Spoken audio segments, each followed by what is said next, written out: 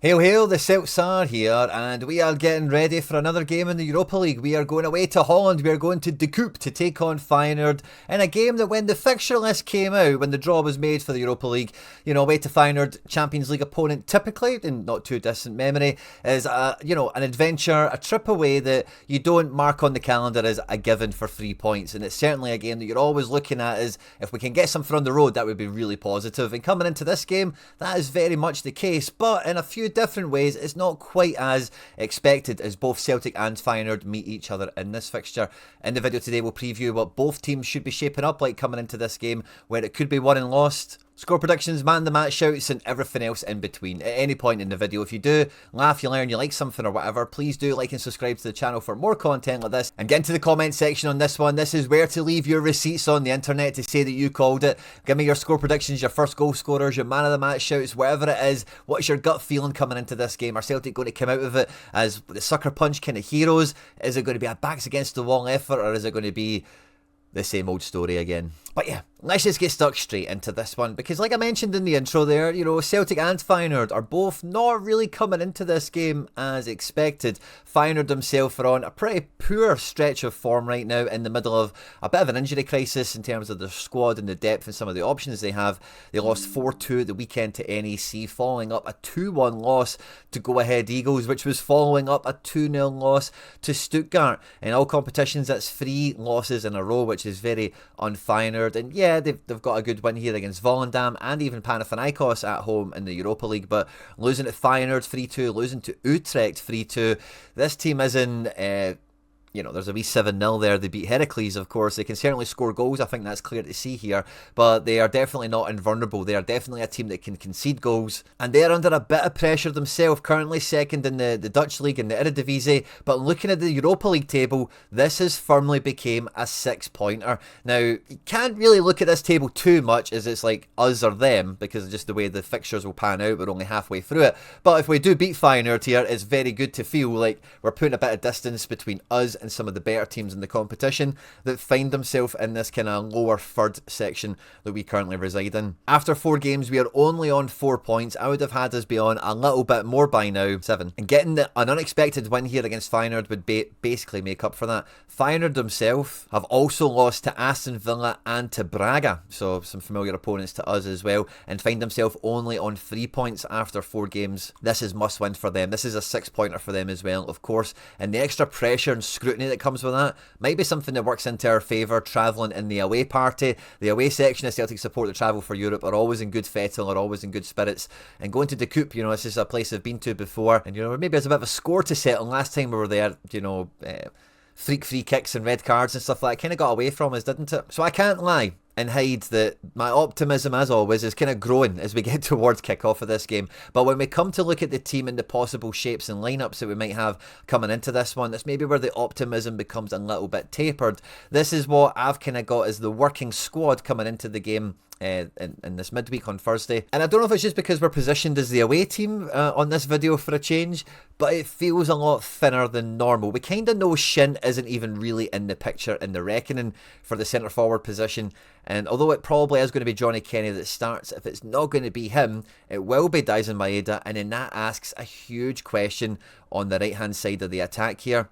Now, we do know at this stage that Martin O'Neill and Sean Maloney are only going to be in charge for Feyenoord, and then Hibs, this will be their swan song of their interim appointment, and I'm sure they're going to want to do as well as they can. But the new manager seems all but confirmed at this stage, and maybe there's a wee dossier, maybe there's a wee email that comes in to try and begin a transition with the squad tactically. Maybe that's ill-advised when it's, not been implemented by the man that's got the plan, the man with the plan. But with us having no right wing solution, I just really wouldn't rule it out. It was one of the benefits I would have said about introducing Nancy after the St Mirren game at the weekend, is that he could come into this game and start to prepare. In the Feyenoord game, that sucker punch new manager element might have worked in our favour. So I'm still quite open to something like that happening. Maybe it could be something as simple as Negren goes into right midfield, and then, like we've tried to ask of him before, or me just here on the channel and you guys in the comment section, just deliberately allow him to be more narrow and get into the midfield alongside whoever is going to be the attacking midfielder, which if it's Negren out on the right, you would think it would become Hatate,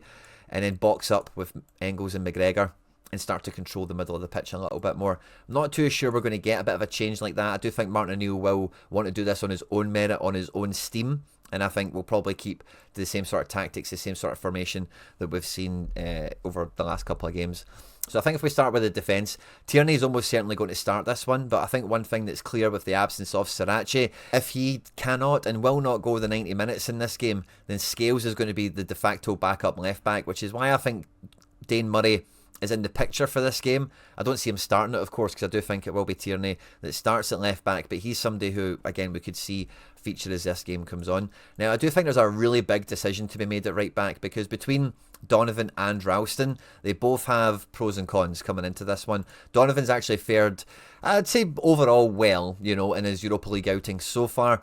And Ralston, his last appearance against St Mirren, it really did look like he was struggling in the match. You even heard that from a lot of the match commentary, etc., the match coverage, as well as in Celtic fan media thereafter. And I think conventional wisdom would put Ralston in to start this game for his experience, the environment, etc., etc. But for me, looking at the Feyenoord team, and we'll come to that in a second, that's likely to come to this game, that's likely to start, I actually think Donovan would be very well suited to this game on every dimension in terms of form, prospect, blooding him in, trying to level him up, trying to get him, you know, the baptism of fire and how he comes out the other end of it, a very worthwhile first team player. And I think it's quite clear. Like, Ralston can come on later in the game if Donovan does begin to suffer. Again, Donovan could come off the bench to maybe try and up the ante later on. I don't mind Ralston starting this game if we're going to be really deep, but it really does limit us to whatever the game state is, whatever the break of the ball happens. If it does happen to be the right hand side where we could get a bit more joy, we could get a bit more success, I think starting with Ralston kind of closes that off for you. So I would personally rather start with Donovan. I wouldn't be surprised to see Donovan starting this one, because I do think alongside Trusty, Tierney, Scales and the rest of the team, obviously McGregor will be in here, I think we can get this lad through it. You know, he played against Red Star and done very well. Against Braga, you know, it wasn't quite the same, but the thing about Braga is I think their players were just more experienced. You know, if you look at their actual influential players in the final third, they weren't like young kids, young whippersnappers. You know, they were guys in the mid to late 20s for the most part. And it did just feel he maybe got schooled a little bit. Just guys that were a bit longer in the tooth, essentially. So yeah, we'll kind of reference that again. We'll double back to it. Now, the midfield, I did say this when I was on Axom this week, that I do think the combination of midfield really dictates what's going to happen in the game. And I did think if you're going to start with Hatate in this attacking midfield position, then you really need to keep it what we've seen now. The proof is in the pudding. I don't mind the fact that they tried it and it didn't work, but the proof's in the pudding. If you're going to do this system with Hatate, it needs to be McKibben and McGregor in behind. I don't think this would be a bad midfield trio to come into this game with. It's high energy. The rotations can be very good as well, and that's why you need McKibben in here, because when it was Engels at the weekend, like, these guys all want to rotate. Hatate wants to come deep and try and win the ball back. He's got a good defensive contribution in him, and he just generally does he wants to come deep and get touches of the ball. And McKibben is really good at just being a really attacking midfielder and noticing that kind of give and go situation. If Hatate is deeper, he can go higher. And although Engels does do that, it feels like they were just getting too far apart from one another and not connecting. It feels like McKibben can maybe a bit more naturally do those rotations in synergy with the other two players. I don't see McKibben starting this game, and because I don't see McKibben starting this game, I don't see Hatate starting this one. I think he'll go back to McGregor and Engels and getting Negren into this shadow striker position here, which means we're probably going to have Johnny Kenny being supported by Negren, and Maeda played right wing back, if you remember, for Ange one time against Feyenoord where he got sent off. So he's got form for being on the right hand side of this game. But let's hope it's not a history repeating itself type moment.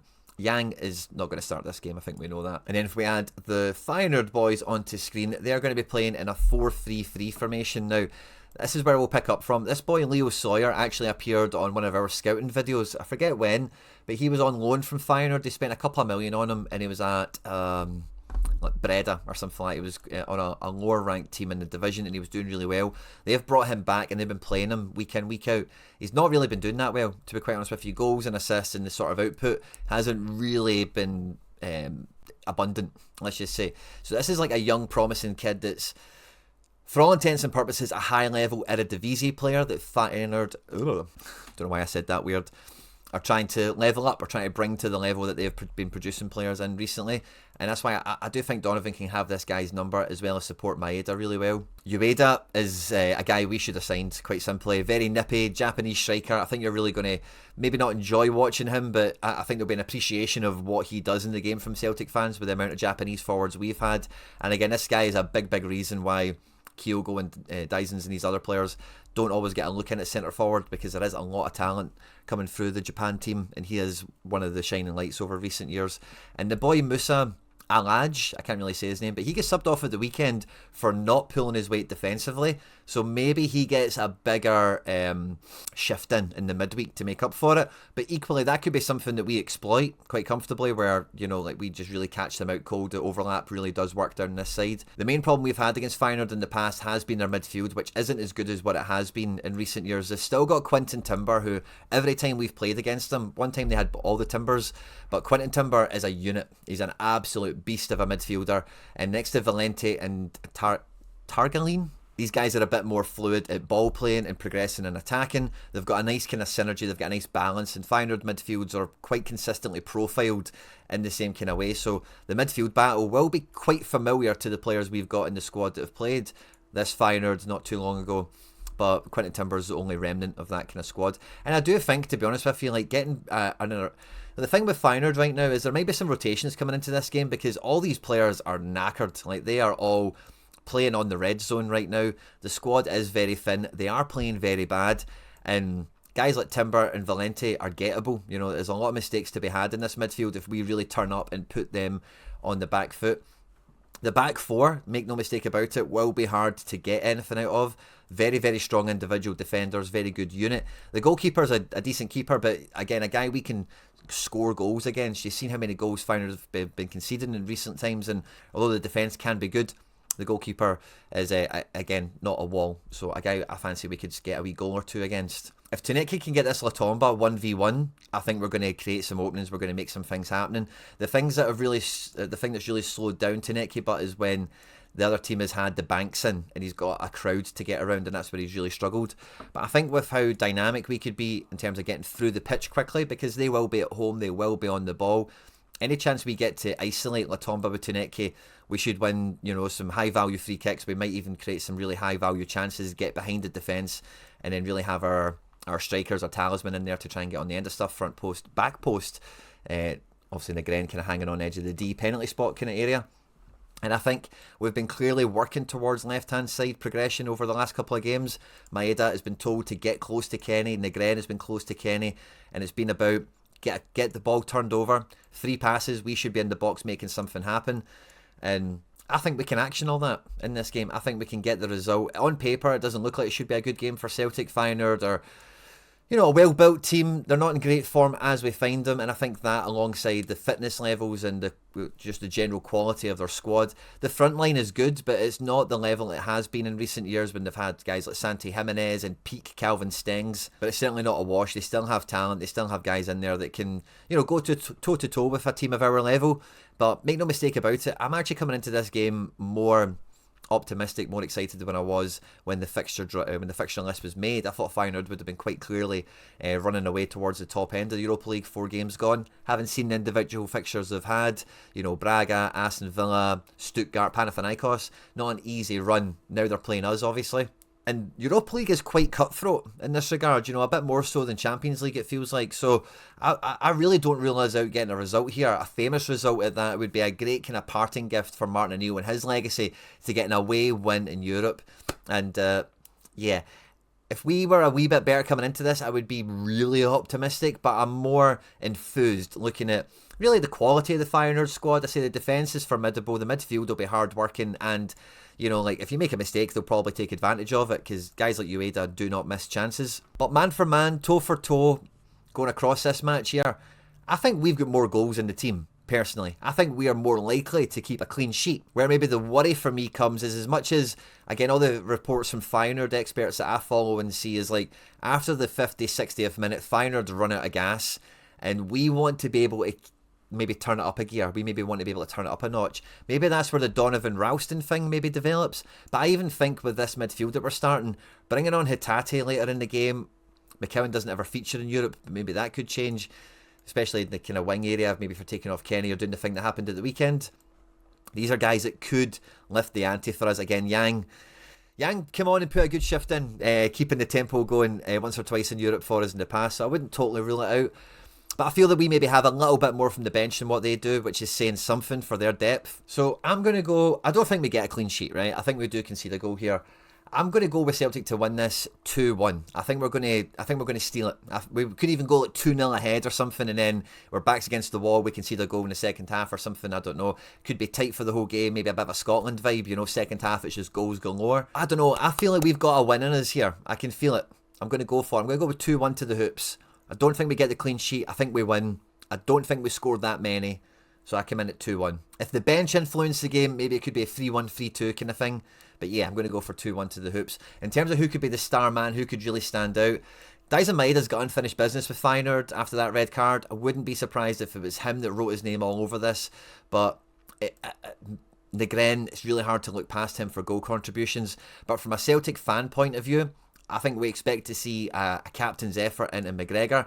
And I think if Tunetke could really stand up in this game, the quiet discontent that's maybe kind of circulating around him at the moment probably quite quickly evaporates. The whole defence could be filled with heroes depending on, you know, between the right backs who starts, but the other guys have had really good form and have shown their ability to be match winners at both sides of the pitch already this season for club and country. So yeah, 2-1 to the Hoops, and let's say Tunetke. Tunetke's going to come out of this the biggest winner. That's what I'm going to go for it. Don't forget to leave your predictions, your gut feelings, your hunches for the match in the comment section down below. On screen there now some other stuff that we've made that YouTube thinks you might enjoy. If you did enjoy the preview, be sure to catch up with the breakdown after the match as well, as hit subscribe to catch a lot more content just like this. Have a great week. If you're going to the game, travel safe, have a great time. Hail, hail, and Moan the Hoops.